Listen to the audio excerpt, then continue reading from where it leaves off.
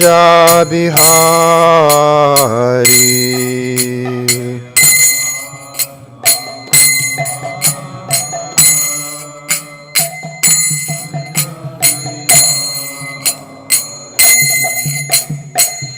Gopi Jan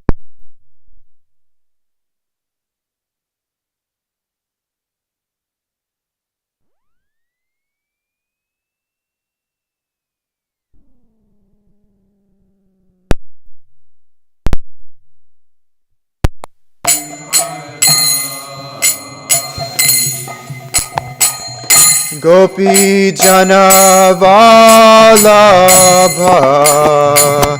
Girivardhari.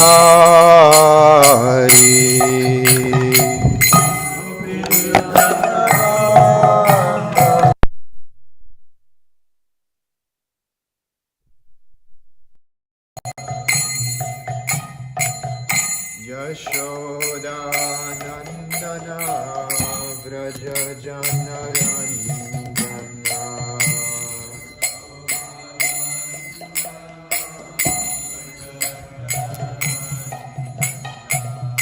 Yashoda Nandana Vraja Janarandana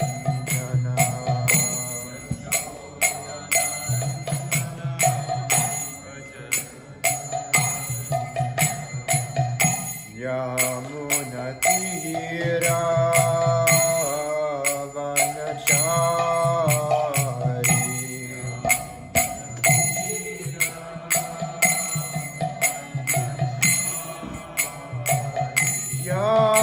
Yamunatira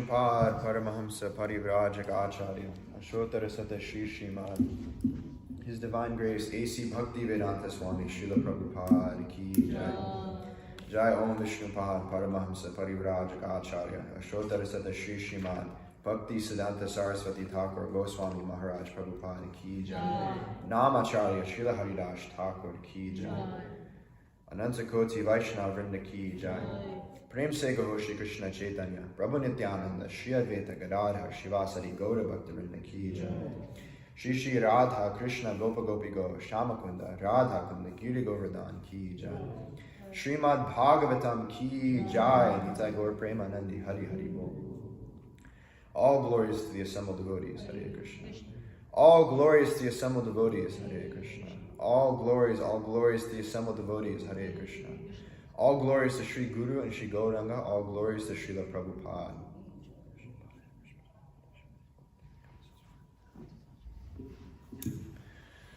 Om Namo Bhagavate Vasudevaya. Om Namo Bhagavate Vasudevaya. Om Namo Bhagavate Vasudevaya.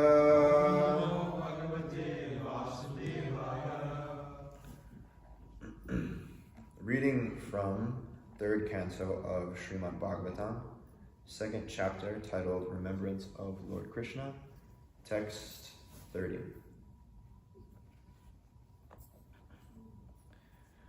Prayuktan Bhoja Rajena Mayinaha Kama Rupinaha Leelaya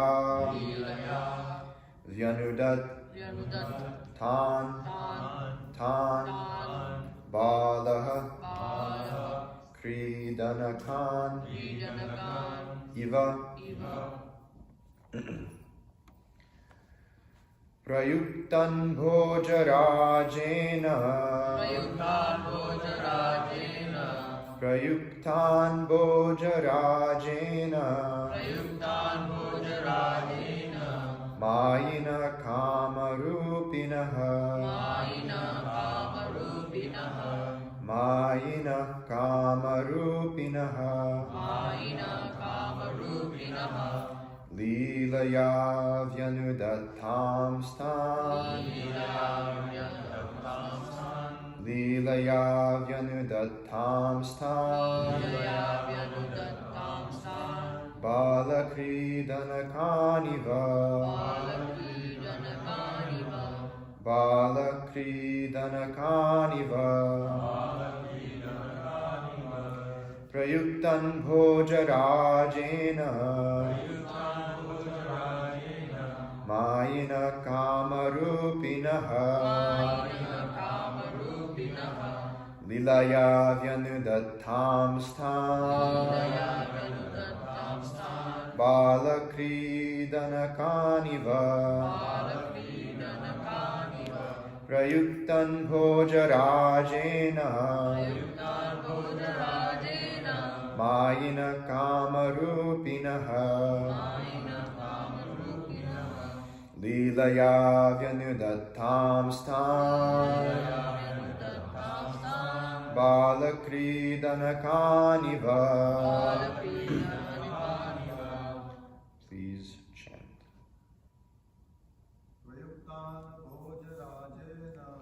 Prayuktan Bhojarajena Mayina Kamarupinaha Leelaya Vyanudattam Stan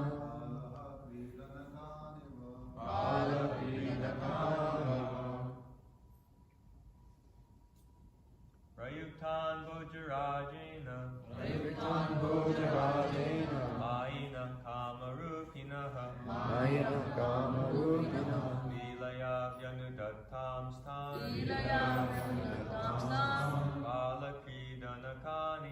Balakridanakaniva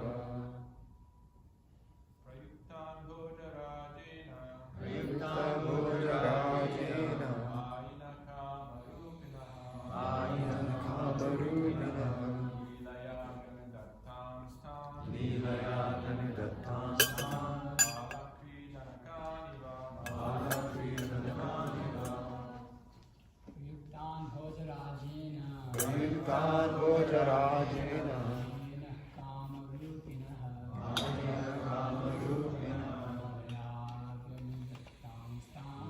Laya Ganudatam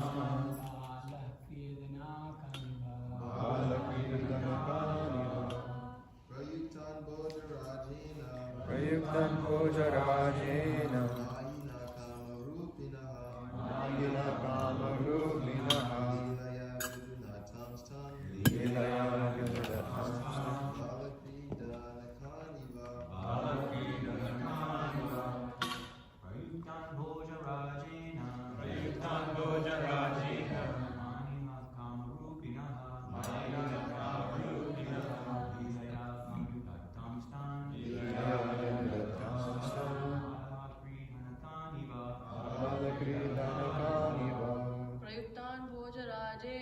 Prayuktan Bojarajena Mayina Kamarupinaha Mayina Kamarupinaha Lilaya Vyanudattam Stan Lilaya Ganudatam Balakridanikaniva Balakridanakaniva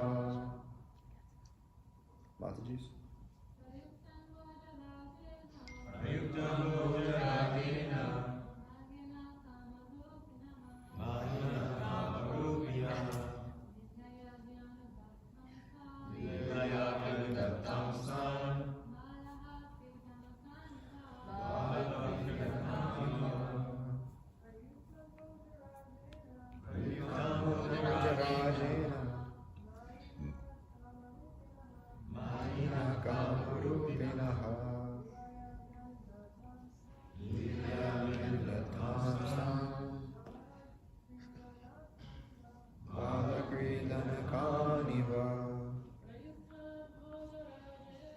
Prayuktan Bojarajena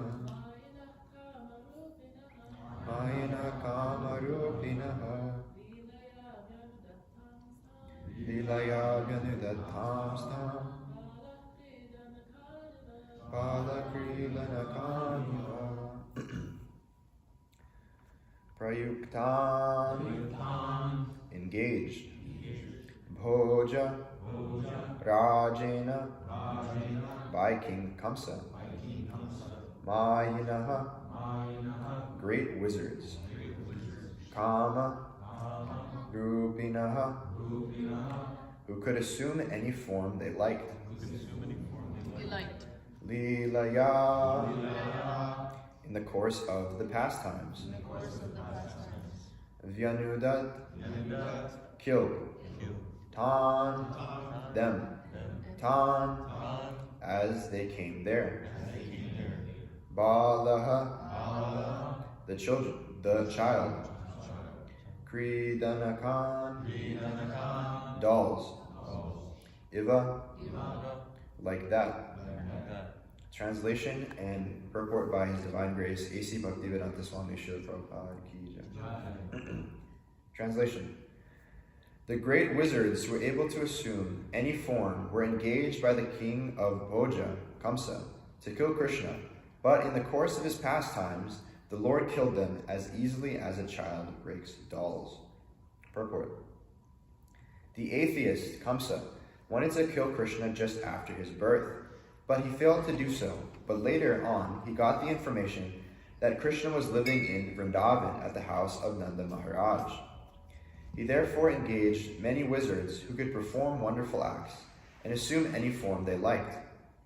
All of them appeared before the child Lord in various forms, like Agha, Baka, Putana, Shakata, Trinavarta, Dhenuka, and Gardabha.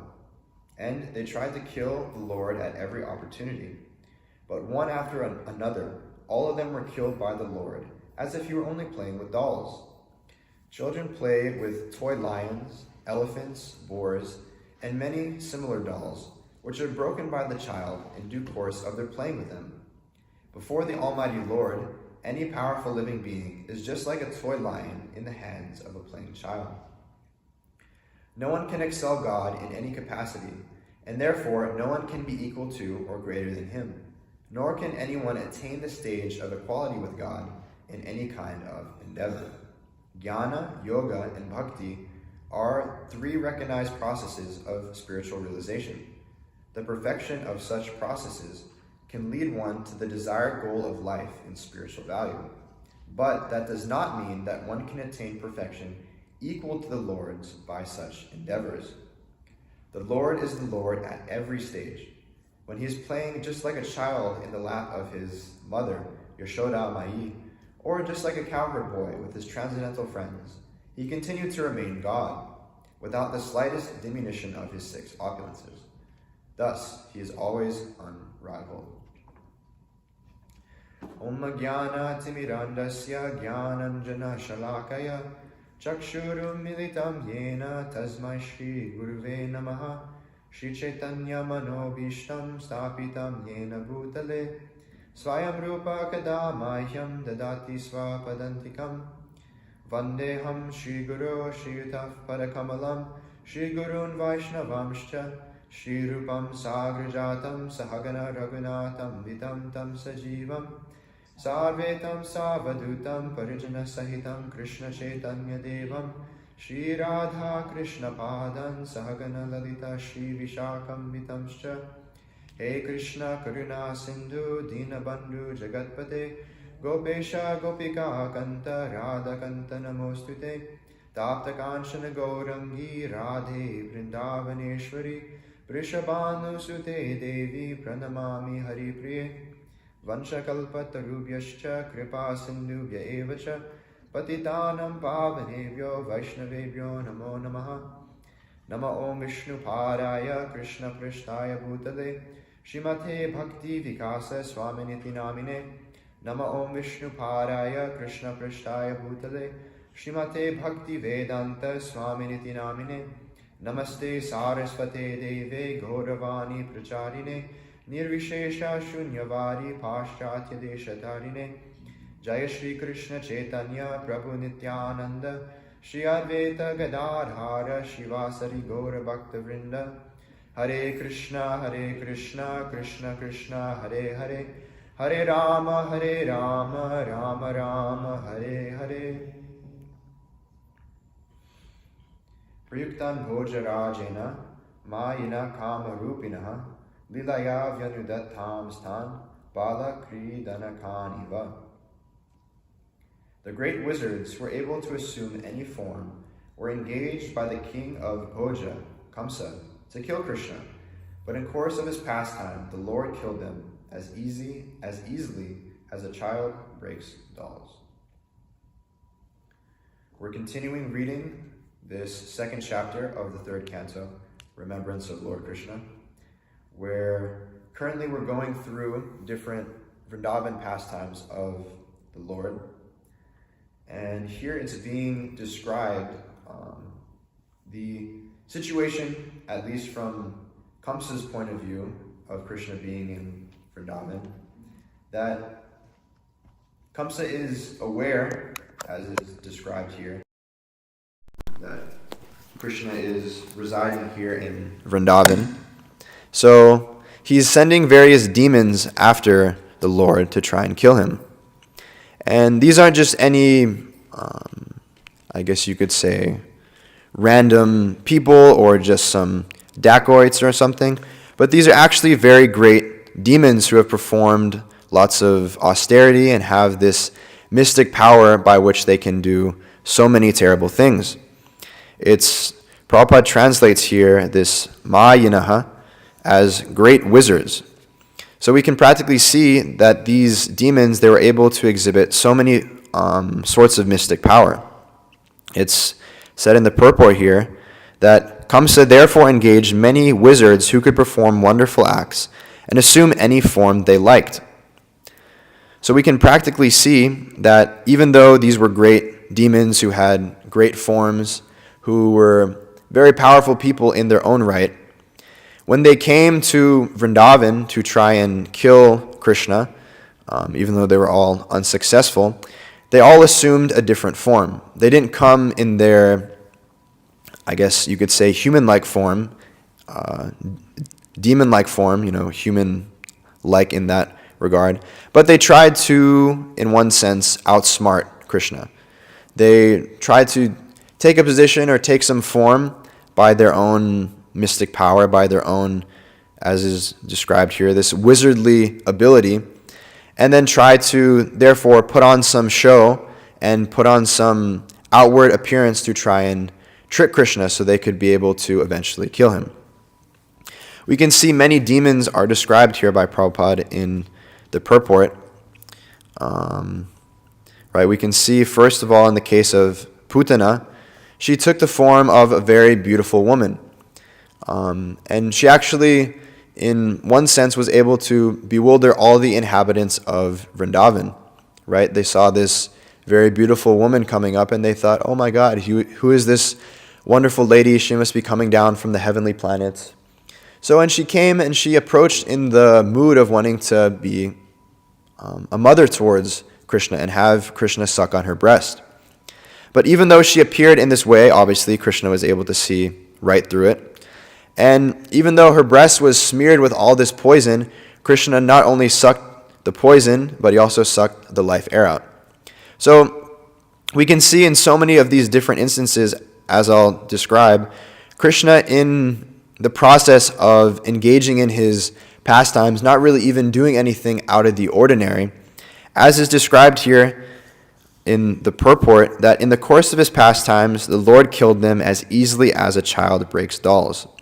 So it isn't like the Lord is having to go out of his way to kill these demons, or having to go through different processes or be someone else in his pastimes. But naturally, due to the course of his pastimes, these demons come and they go through so much effort to try and kill him. But Krishna, just in the course of executing his pastimes, naturally these demons are killed. Right? When Putana comes, Krishna is just a young child. And when one is that age, naturally they suck on the breast of their mother. And simply by doing this, Krishna was able to kill the demon Putana.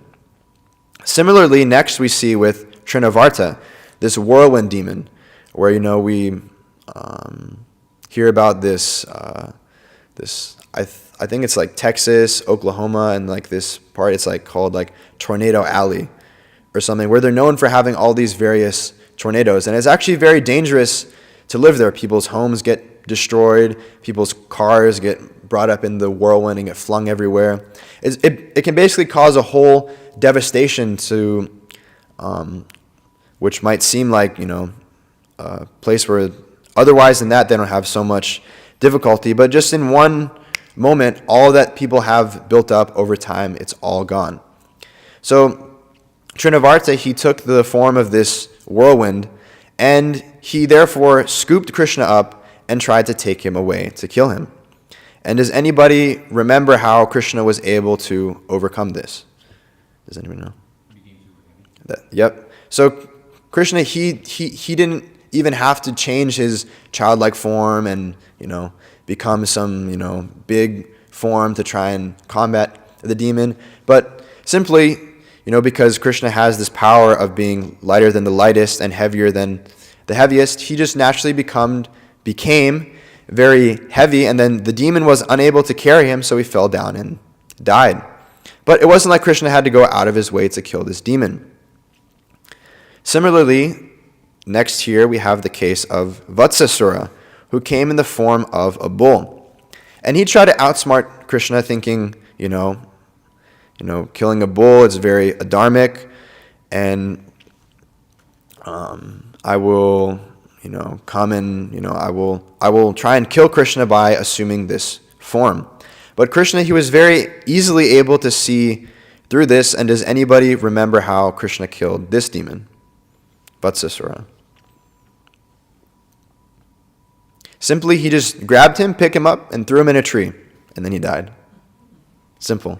Just like that, right? And it's being described here in the purport here that children play with toy lions, elephants, boars, and many similar dolls, which are broken by the child in course of their playing with them. So we've all been children at one point. We've all had various toys, and we can see that children sometimes they handle toys in a very rough manner. They might have these like stuffed animals or these blocks or these other kind of toys that they have, and they don't have to pay for them or anything, so they don't have this sense of this was like a very expensive thing, I should keep it nice. But just in the course of their playing, these things break. So similarly, Krishna, in the course of acting his pastimes, just as one might throw something here or there, he just throws this demon into this tree and then he dies. Then here we have Bakasura, who it's we have a picture here. It's this big crane-like demon. But I was reading the other day in Krishna book where Prabhupada, he actually translated as this great duck, this duck demon, which at least in my mind it sounds kind of funny, imagining just this big duck just waddling around Vrindavan. That crane, it sounds a little more menacing because it has this like big sharp beak, and it looks pretty scary. But I just imagine like a big rubber duck just like wandering around Vrindavan. But anyway, so does anybody remember how Krishna killed this demon? Yeah, it's actually described that Krishna split the beak of this demon just like a child splits a blade of grass. So we can see that children, they might be outside, they might be playing, and they might be doing so many different things, and a child might pick up a piece of grass, and even now anybody can pick up any piece of grass and it breaks super easily. So Krishna, even though he was a very young boy, he was able to split the beak of this big, huge demon just like a child simply breaks a blade of grass. Then after this we find Aghasura, who, as I was reading in the Krishna book, it's described that the demigods who drink this beverage in the heavenly planets, which they can get eternal life, even them who, have such a long life and have this sense of immortality, they were afraid of this demon, Aghasura. But we can see that Krishna's friends, they were so dependent on Krishna, and they had so much faith in Krishna. And it's described, that we have this picture here that Aghasura, he took this form of this 8-mile long serpent because he had attained this mystic power of being able to assume a form up to 8 miles long. So he took the form of this 8-mile long serpent and opened his mouth so it would be like the entrance to a cave. And it isn't like the cowherd boys were like, wow, this looks exactly like a cave, it couldn't possibly be a snake. No, they knew that. They were like, oh, this wasn't here before, this must be the mouth of a big serpent trying to devour us all. But they were like, anyway, Krishna's our friend, Krishna will protect us, so let's just have some fun, go on an adventure. And right, we can see in this picture here, for someone who doesn't know this pastime, they might think it's quite odd that a bunch of young boys are happily marching into the mouth of an open snake. It's a very dangerous situation. But like I was saying, even though the demigods, they were so afraid of this demon, Krishna's friends were not. And so they went into the mouth of this demon being fully dependent on Krishna. And it's described, how Krishna for like a split second, he was just thinking like, wow, my external energy, it's so powerful, it's so strong that people are able to be bewildered like this.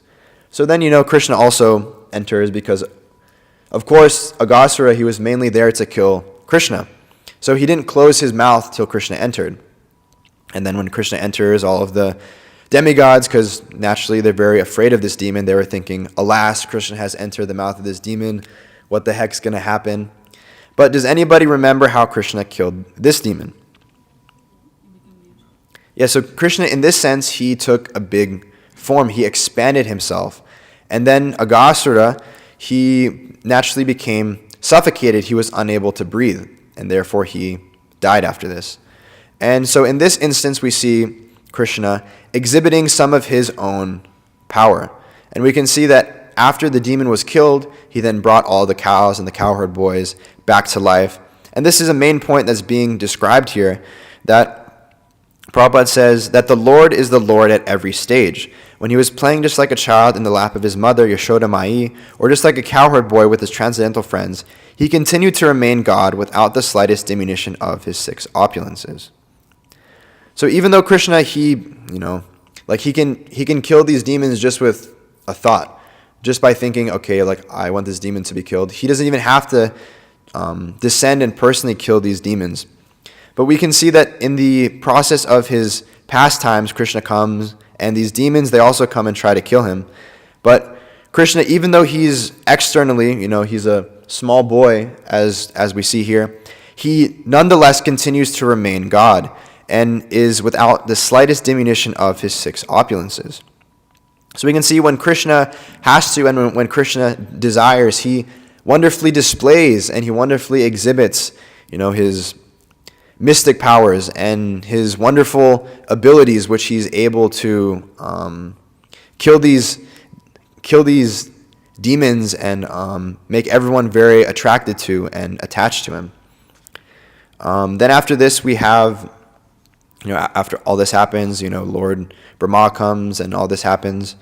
But then later on, we have the incident of the Kaliya serpent, where this demon wasn't necessarily killed by Krishna, but Kaliya was subdued, and it looked for a while, all the residents of Vrindavan, they were on the bank of the river Yamuna, and they were also worried because Krishna had been under the water for a couple hours. He had been under the water for some time.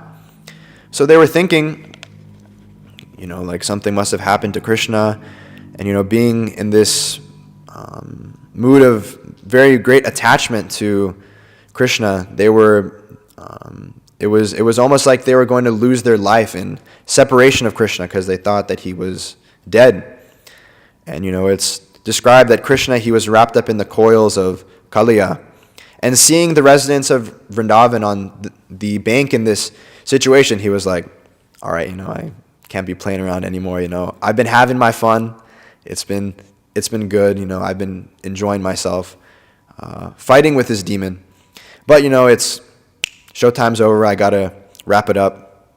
So he begins to expand himself to the point where, because it's Kaliya is a snake, so it has its coils wrapped around, and the coils are unable to hold Krishna anymore. So then he lets Krishna go, and then, it's described that they fight for some time, and they come out of the water. And does anybody remember how Krishna is able to subdue this demon, Kaliya? What was it? Dancing. That's right. So Krishna, one of his great traits and one of his great attributes is he's a great dancer. And he doesn't have to fight this Kaliya serpent with a sword or a mace or a Sudarshan chakra. He doesn't have to punch him or fight with him in any way, but he simply dances on the hoods of this demon. And he's able to subdue him in this way. He would be dancing on the hoods at one side, and then, because it's multiple hooded. So then the Kaliya serpent would try and attack him from this side, and he would jump to another hood and continue dancing. So in this way, it was actually a very beautiful display of Krishna's pastimes, dancing on the heads of this demon.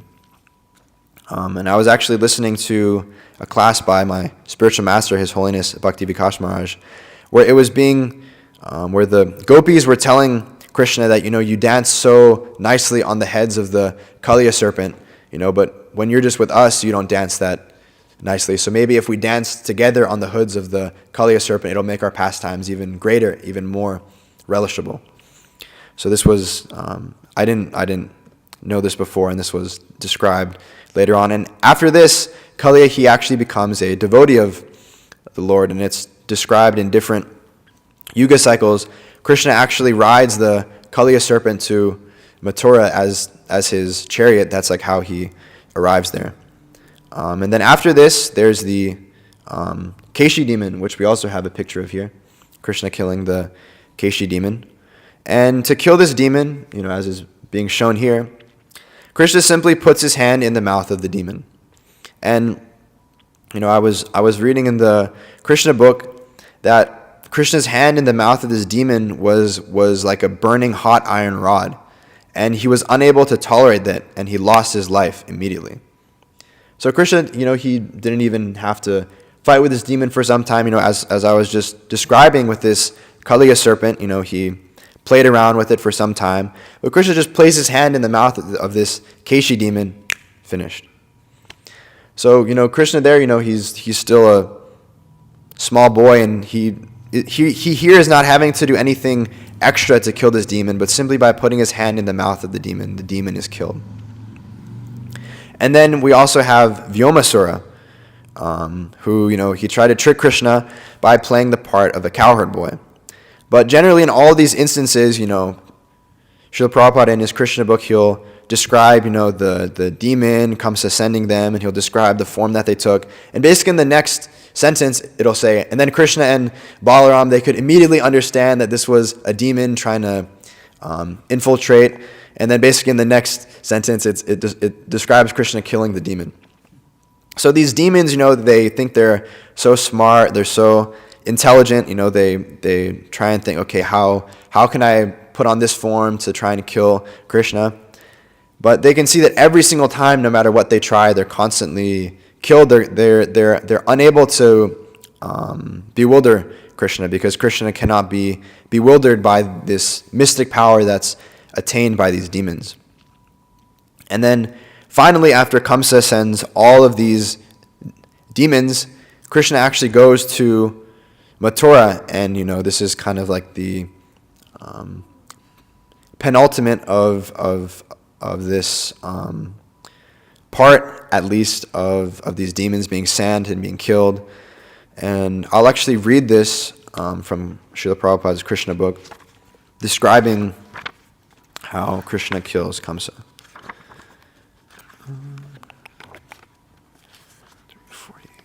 So, the chapter is titled Killing of Kamsa. I don't know if you'll be able to pull it up in time, but...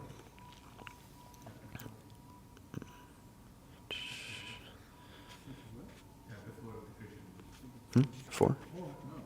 Killing of Kamsa. It's 4. It is... Which one?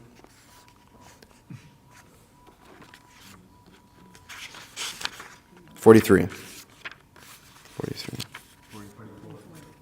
Oh. Okay. So this is right after Krishna kills these other wrestlers, right? Krishna and Balaram, they were engaged in killing the different wrestlers and other demons that Kamsa had put before him.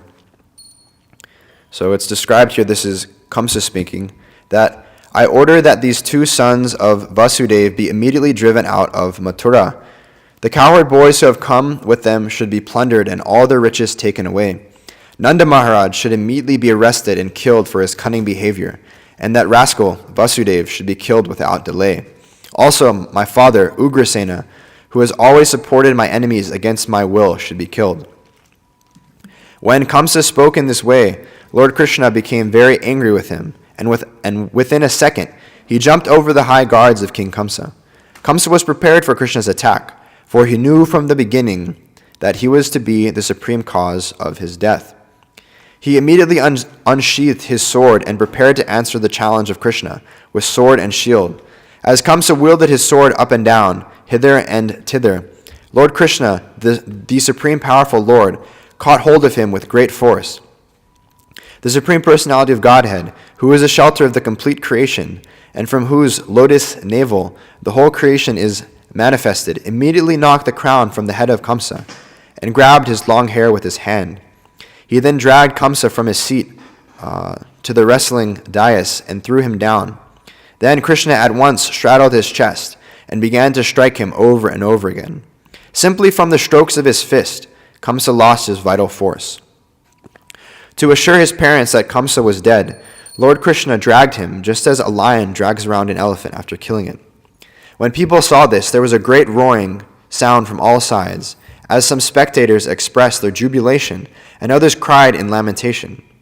From the day Kamsa heard he would be killed by the 8th son of Devaki, he was always thinking of Krishna with his wheel in hand, and because he was very much afraid of his death, he was thinking of Krishna in that form 24 hours a day, without stopping, even while eating, while walking, and while breathing.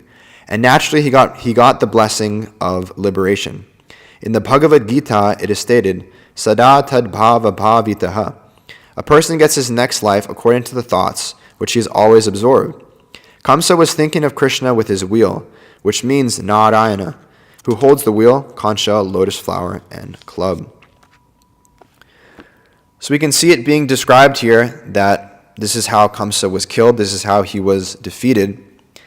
And, since Krishna appeared in this world, and even slightly before this, ever since this prophecy was spoken that he will be killed by the 8th child of Devaki, he's been, thinking of this moment, of the time which he will be killed by Krishna.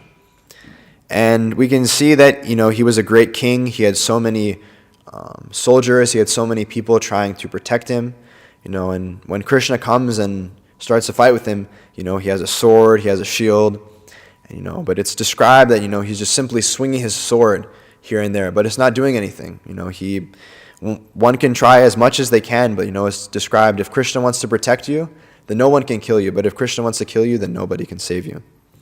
So Kamsa, he was going through so much effort, he was doing so much, but simply by the punches, simply by the fists of the Supreme Lord, he was killed. So we can see throughout all these pastimes being described that, these people, right, it's described in the beginning of this purport that the atheist Kamsa wanted to kill Krishna just after his birth. So these atheists in the material world, they take on so many forms and they try so hard with their maybe intelligence and their ability to speculate here and there, and just based off their experience, they try and outsmart Krishna. Just like these demons that are sent to Vrindavan to try and kill Krishna, they, even though so many demons have been sent, so many demons have been killed, and these, like I said in the beginning, these weren't just your average run-of-the-mill demons. They were actually very powerful demons that had acquired so much mystic power. And even though they might have been so powerful from a certain point of view, they were still so easily killed by Krishna. Yet, demon after another, each demon thought, I will be the one to kill Krishna. I will be smarter than the last one. I'll be able to do this. I'll be able to do that. And by my own ability, I will be able to overcome Krishna. But we can see that, Krishna didn't even have to try to kill most of these demons. But simply by the goings-on of his pastime, he was able to thwart all of these demons. And we can see in other instances with these demons, like, for example, Hiranyakashipu, he prayed for so many benedictions, and, he thought that, I've covered all of the bases, right? He asked for so many things, like not to be killed in the day or night, inside or outside, by a weapon or not by a weapon, by a man or an animal.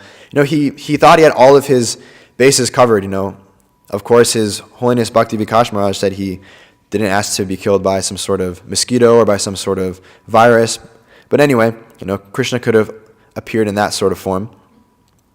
But, Krishna was able to, he could have, not honored this boon given by Lord Brahma, but he even honored this boon given by Lord Brahma and was able to kill the demon Hiranyakashipu. Even though he might have thought that, he's so smart, he's so great, he's so powerful that he might have covered all of his bases in this regard.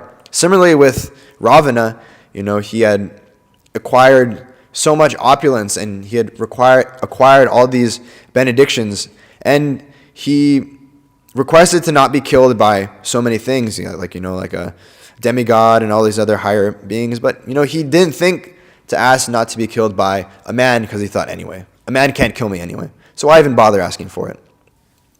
But we can see these people, when they try to think themselves greater than what they actually are and try to outsmart Krishna, that they actually find that their endeavors and their abilities, it's actually nothing in comparison to that of Krishna.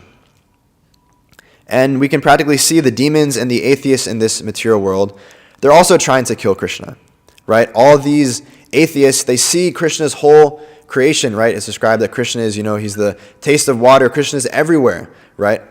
But the demons, the atheists, they're trying to see everything, without Krishna in it. They're trying to understand this whole material creation without understanding the source and the origin of all this, and by whom everything is being created, maintained, destroyed. Even their own bodies, the bodies of these atheists, they're being created, they're being maintained. Even the intelligence that they're given, right? Krishna says, Matasmritir Jnanam Apohanam Cha, that he gives people knowledge, remembrance, and forgetfulness. So Krishna even gives the intelligence to these atheists and to these rascal scientists to be able to come up with these big theories and these big ideas in which they can find out so many elaborate ways to forget Krishna and to not surrender to Krishna. So this is simply the position of these demons, and simply the position of people trying to forget Krishna. That they think by my process of this, my intelligence or this mystic power, like I was describing this Aghasura, he was so powerful that even all the demigods were so afraid of him. But Krishna was able to kill him just like this. Right? So someone who even all of the demigods are afraid of, Krishna is able to kill them just like that. Because as Prabhupada says here, no one is able to excel God in any capacity. Therefore, no one can be equal or greater than him. No one can attain the stage of equality with God by any kind of endeavor. So this is another kind of demon that's being described here, is these people who think that by, this yogic process or by their own personal endeavor, that they can become God. And these people, they're actually very foolish. It's, as is also described here, that the Lord is the Lord at every stage. I'll quote my own spiritual master in this regard, where he says, okay, you say you're God, that's fine. I'll give you one test, just one.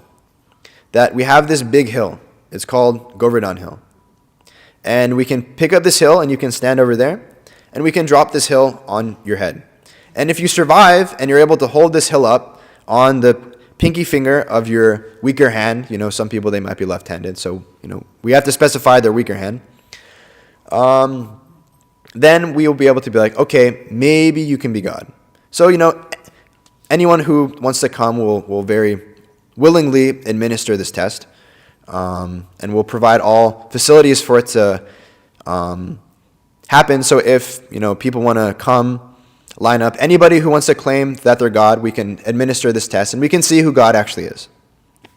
Right? Because these people, they say that, I'm God, everyone's God, by my own mystic power, I'll be able to realize that I'm God.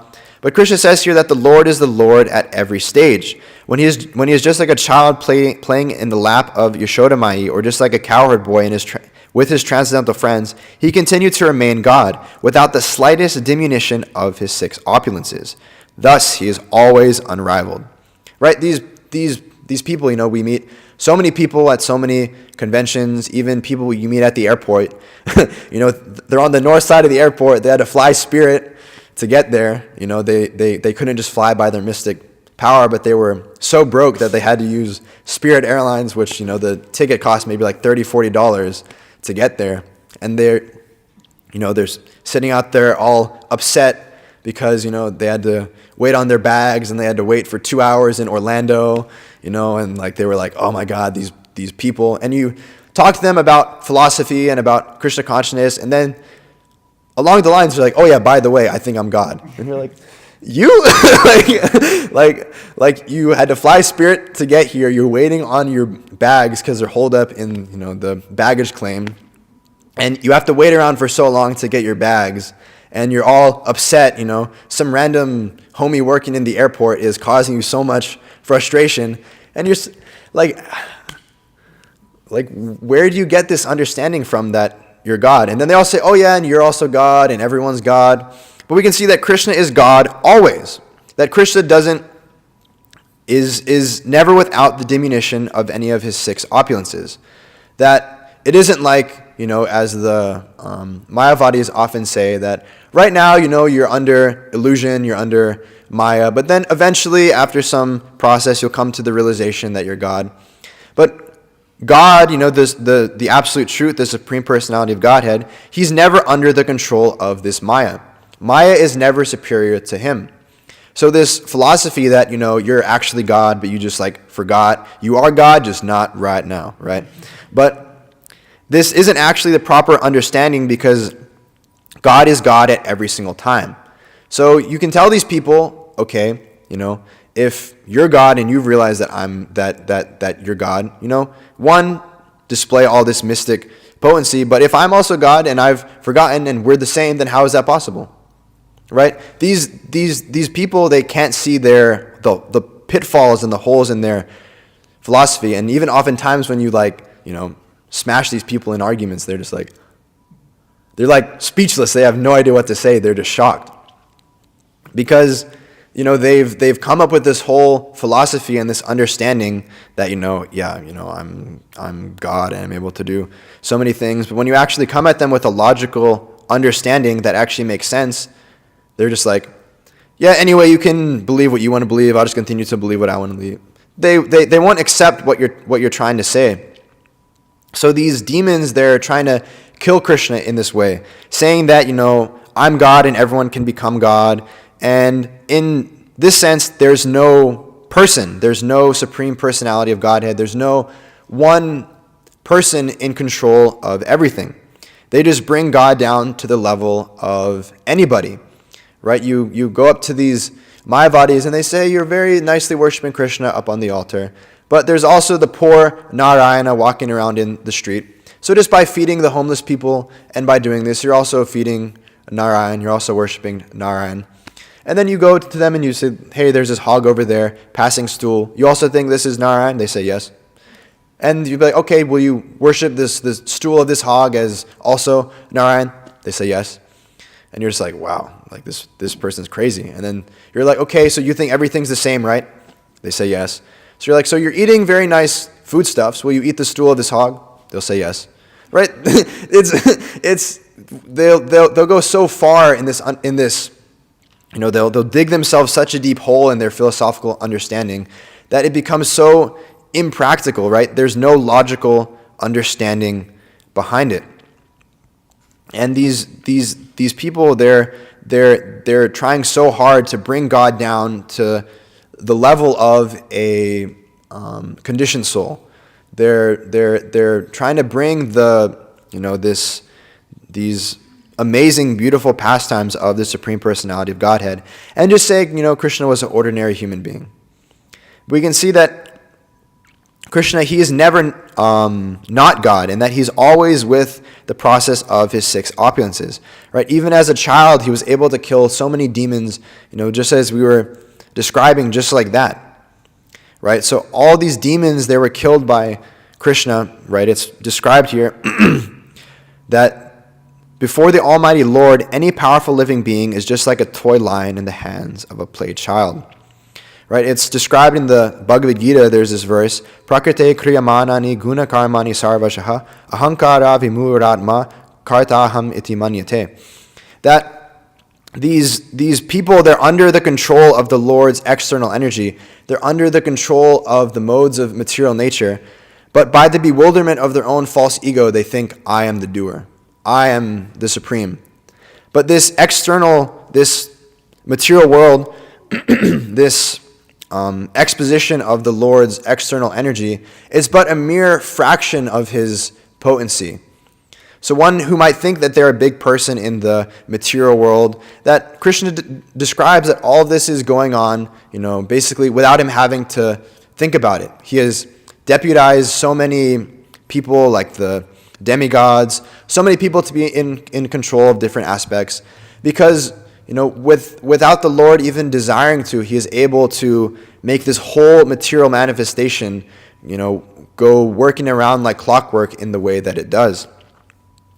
So all these people that even might have some small material position and think that, oh, I'm so great, oh, I'm so big, we can really see that all they have is really so insignificant. Even in this material world, what to speak of in comparison of, everything that, Krishna is in control of, and all the rest of Krishna's energies. We can even see, Nowadays we have, great demons like Hitler, Stalin, and all these people.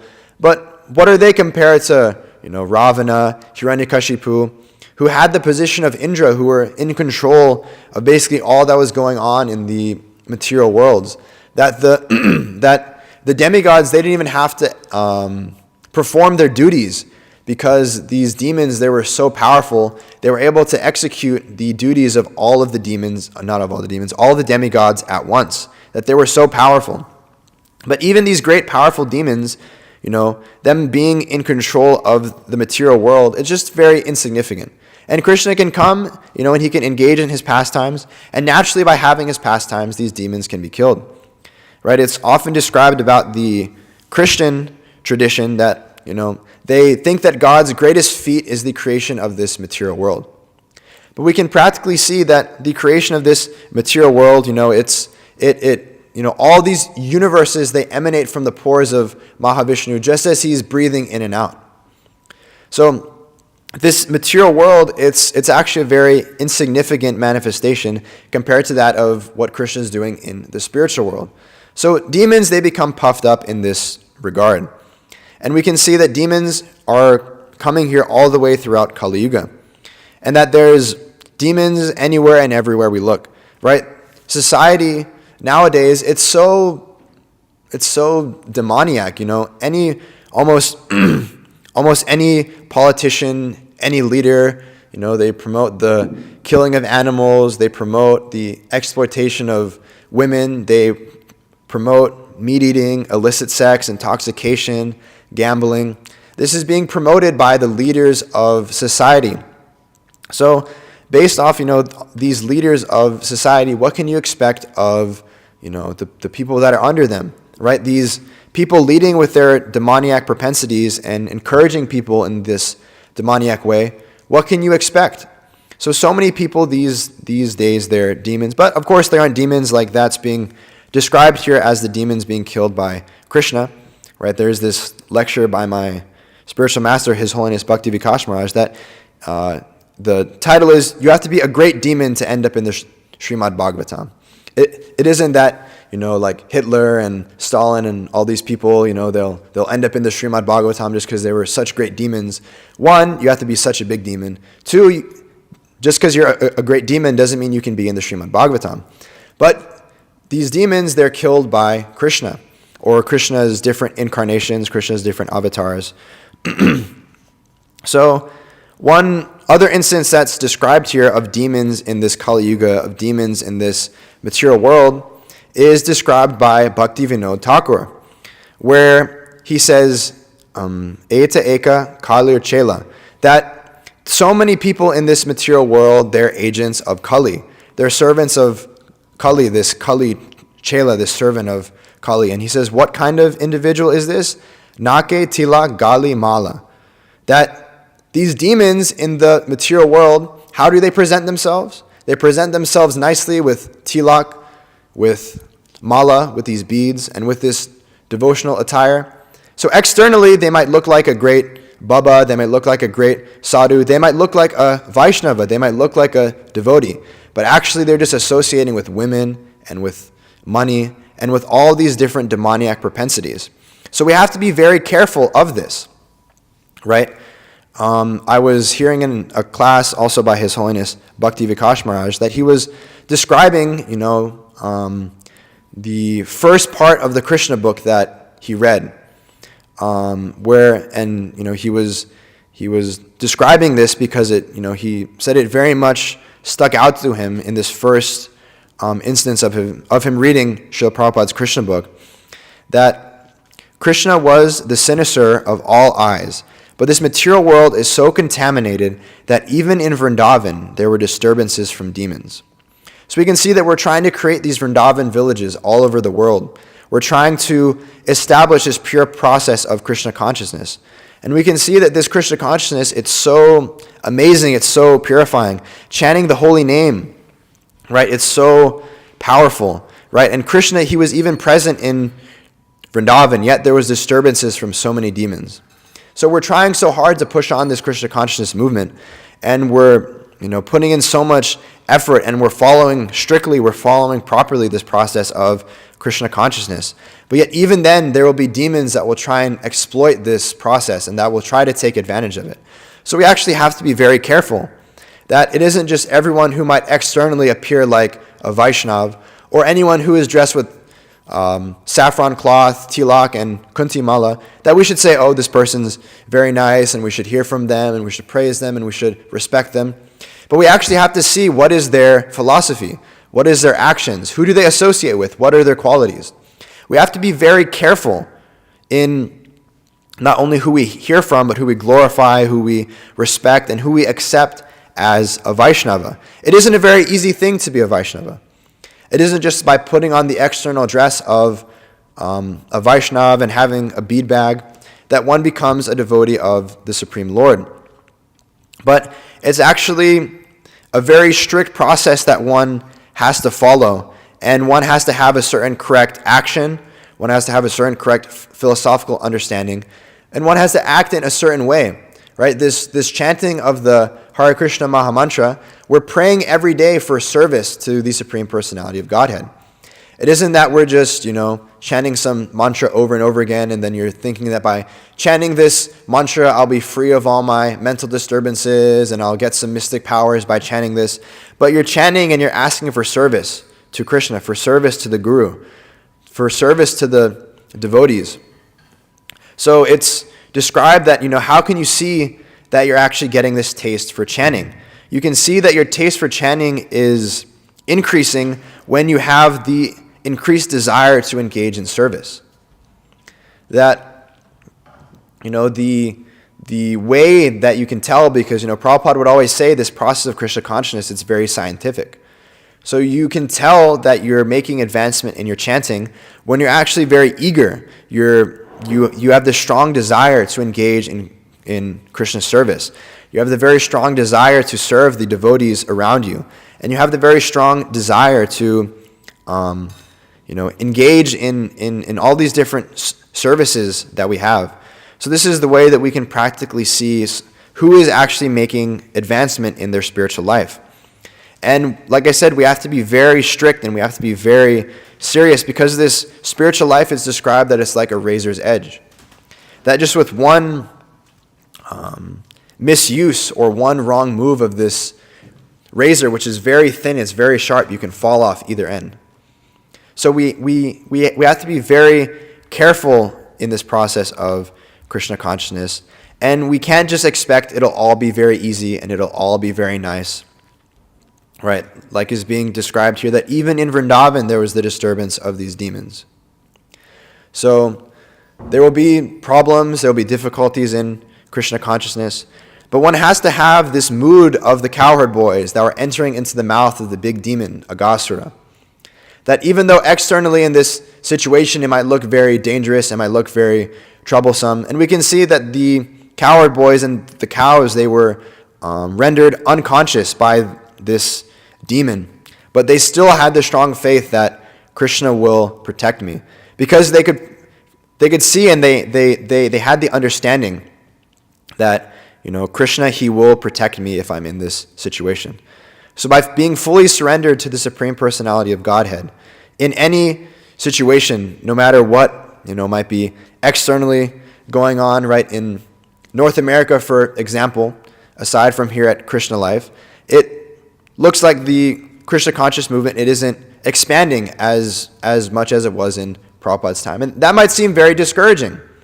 But just by taking shelter of Krishna, by having full faith in Krishna, by having full faith in the instructions of Srila Prabhupada, that we will actually be able to have no fear, have no anxiety, and that we know if we simply stick to this process given to us by Srila Prabhupada in his books like Krishna Book, in his books like the Srimad Bhagavatam, that we'll be able to fulfill the desire of the Supreme Lord.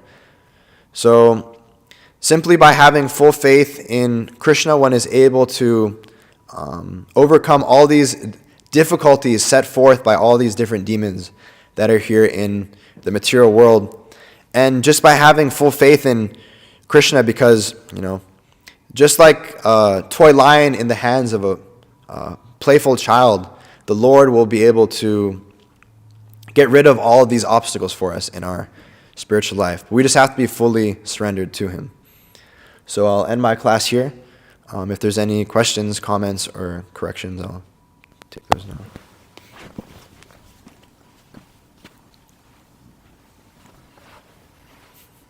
Rishi Kumar, Prabhu? I just noticed in the purport, the other day we were talking about who is Garbhadasura, Oh, yeah. and we were thinking that that's another name for Dhenukasura, but in the purport it looked like Garbhadasura was with Dhenukasura, not that he is Dhenukasura. I was looking that up. I thought they were the same too. I mean, there was, if my memory serves me correctly, in that place where Dhenukasura was residing, there was a lot of other ass demons there too, right? It wasn't just Dhenukasura, so it could have been one of his ass demon friends. I don't know. Chandan Chai Prabhu? Yeah.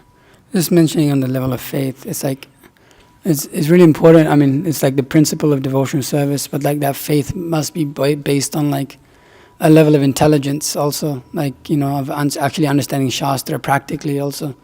Like sometimes we just know it philosophically, but then things like you said, with difficulties come in our life and situations come when it's like completely bewildering.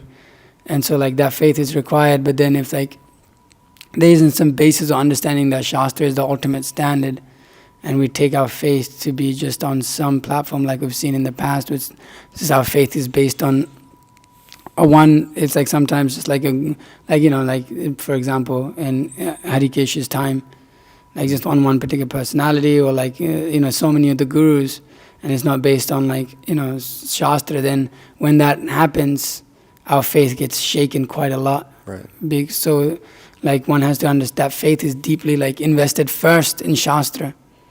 And that's because it's coming from the Supreme Personality of Godhead, and the Guru gives us more faith in that Shastra, and so that whatever situation may come, our faith is deeply invested in that, knowing that to be the ultimate standard, independent of what happens in our lives. So this is an important point in devotees' lives to mention that yes, faith is important, but like faith with proper intelligence, not that it's blind faith, and you're just kind of like going on thinking Krishna consciousness is wonderful. Well, it is. But there's a lot of things that go on within our movement.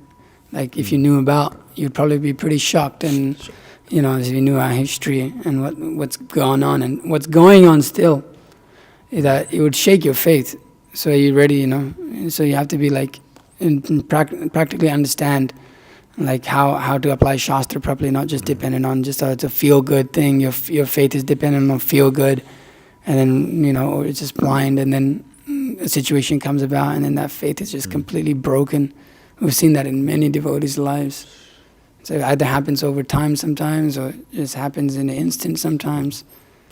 So it's just like important to have that understanding that, like you're saying, even in Vrindavan, like all of these things happen. So in any point in our lives, and things just may fall apart. But are you ready to kind of like have a proper vision of that, so that you're not disturbed? So it's like a really important point, yeah. Yeah, I mean, and that's a big reason why, right, we should be reading every day. That's why I think everyone would be very grateful to Chandan Acharya Prabhu for making this like a scheduled, regular part of everybody's day, where everybody sits down, everybody reads for an hour. Because, there's this one pastime of Srila Prabhupada where he was talking with one devotee, and he just got his 5th canto of Srimad Bhagavatam. And he said, my disciples, they're thinking these books, they're only for distribution. But actually, I've written these books for my disciples to read. So that's a very important point, that we should be reading every day. So, we might be externally engaging in, different aspects of Krishna consciousness. But when this big test comes and our faith gets tested, and we don't have this strong understanding, then, we've seen terrible things happen. And I mean, I can see, in the case of my own parents, for example, as I tell devotees sometimes, like they were living in what was called like ISKCON paradise, right? Like they were Like when my mom came here, for example, she was like saying like, wow, like the atmosphere here was just like it was when when I was living in Korsnäs in Sweden. Like she was like, the feasts, they were crazy, like the book distribution, it was like out of this world, right? That was like the peak, that was like the epicenter of Krishna consciousness at the time. But then they had to leave that situation. They were living full time in the temple, then they had to move to America, right, with no money, no job, no qualification, right? Then their guru fell down, which is like, that's like no, like that's like a really heavy thing. And then they were living in, the paradise of Krishna consciousness, and they had to go to like the pits of hell of the material world, like my dad having to work different, like, very terrible jobs in healthcare, and he was working like 12-hour shifts, like 4 or 5 days a week. Like growing up, I like barely saw him for like a good part of my childhood because he had to work so much because they didn't have any money, right? But still, every single day he would chant his 16 rounds. Every single Ekadasi he would chant 25 rounds. He would chant Gayatri 3 times every single day. Like any time that he had free time where he had caught up on all his rounds and he wasn't working, he would always be listening to a lecture. He would be going to the temple. So, this is evidence of a person who doesn't just have strong faith in a particular individual, or their Krishna consciousness isn't just dependent on one person, but they actually have strong faith in the process of Krishna consciousness, and they have strong faith in the philosophical understanding. So that's like inspiration for me, I guess. It's nice. I was just going to say that when we read a lot and consistently in our lives, like you'll notice like the purports of Srila Prabhupada sometimes just come to you. Yeah. Like you're going through a particular difficulty, or like you don't remember the purport like word to word or anything, but like you there's a certain point when you just like something's happening and you can like take shelter of that just even in your mind. Yeah. So it's like it's really like the importance. It's just going through all of the before joining and all that. Remember that, and particularly that like sometimes I would be out on the street and I would see some things, and then a particular purport would like come into my mind because I was like, because I was going through some difficulties in my mind or something. So it's just like, this is you can't underemphasize the reading of Prabhupada's books and study of Shastra and hearing from Guru. It's just like it like completely purifies us and this makes the whole Shastra Janya. This means one who should know Shastra. Yeah. So it's just like, yeah. Ali Krishna Prabhu. You were just talking about like false devotees that are like, look like a devotee or whatever, and you mentioned that it's not that you see someone like that and you automatically respect them. You have to like see that they're whatever, following correctly. But there's also like Chanada Pisanijana Tarai Vasishana. It's like giving respect to all, not expecting respect for yourself. So how does that like, do we respect everyone, like karmis and stuff like that, or? Yeah, I mean, you like have to see how this practically applies.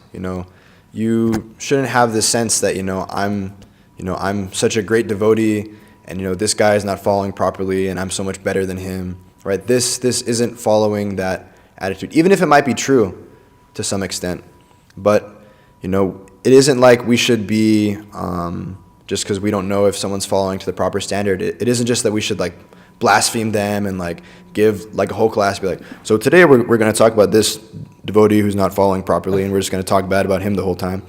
But we should, what we should do is we should not hate the person, but we should go against the principle that they're doing. So like it's even described like with different Mayavadi sannyasis, because they're in the position of a sannyasi, we can respect them, but respect them from a distance. So we kind of have to see how it practically applies in the certain individual and in the certain case. But we shouldn't just like, put someone on blast for, and like call them out or something. But we should also discourage devotees from falling into different traps and pitfalls that some pseudo devotees or some people who might be posing as devotees might present.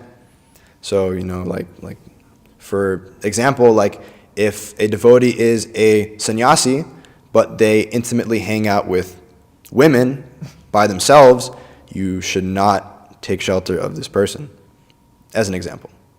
But it isn't like you should be like, yeah, this guy, I saw him with her, and like, oh my God, like don't like follow him. But you should be able to practically give people these principles by which they can live their life by. And like you were saying, in this mood of, it isn't that I'm greater than this person, but that you should always be humble in that regard as well. Does that answer your question? Anything else over here? Okay. Jai Shri Ram.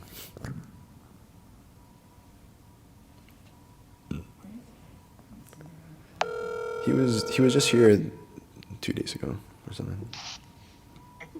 Hare Krishna Prabhu, Pranam. You can ask your question now. Hare Krishna. Can you hear me, Prabhu? Yes, Ram, I can. Yes. Yes, Ram, I can hear you, Prabhu. Yes. So in the CC is given. This question was answered to Lord Chaitanya about devotees, like who's considered to be a devotee, and can you elaborate a little on this, because it says Sri Chaitanya Mahaprabhu replied, whoever chants the holy name of Krishna just once is worshipable and is the topmost human being. One is known as a materialistic devotee if he simply worships the deity of Hari with faith, but does not show proper respect to devotees or other. This is stated in the Srimad Bhagavatam 11:2-47. Okay. So yeah, there's 3 levels of devotees. There's the Kanishta Adhikari, there's the Madhyam Adhikari, and there's the Uttama Adhikari, where we'll be able to see that when one starts to advance past this neophyte platform of understanding, they won't just care about, there's me and there's Krishna, that's it. But they'll actually want to help give Krishna to others. So in that way, you'll be able to, come past that neophyte platform and come to this understanding that, I have to help give Krishna to everybody, right? That it isn't just that I make advancement and I watch everything else fall apart, but that, by the mercy of my spiritual master, I've gotten this benediction, I've gotten this seed of devotional service planted in my heart so I can help give that to other people. And he was saying also about the holy name, it isn't just that by, chanting Hare Krishna, Krishna Krishna, Hare Hare, Hare Rama, Rama Rama, Hare. But yep, I understand the holy name, I'm free, I'm purified. But one has to chant the holy name without committing these 10 offenses to the holy name. So when one chants free of offenses and when one chants free of material desires, and the only desire in his heart is to serve his guru and serve the Supreme Personality of Godhead, then he can actually chant the holy name. So that's how I answer that. Mataji's, any questions? Lekha Shanti Mataji?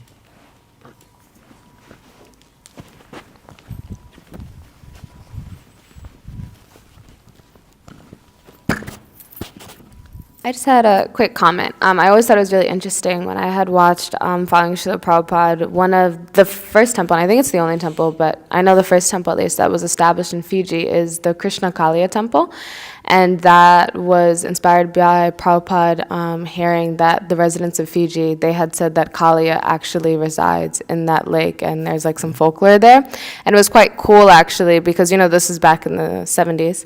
And then I met this woman from Fiji yesterday, a young woman, she's like in her 20s, and I had mentioned, that, we have this Krishna Kaliya temple in Fiji, and that it's based off of, the Kaliya serpent residing in the ocean there. She's like, yeah, I know all about it. So I thought it was quite cool.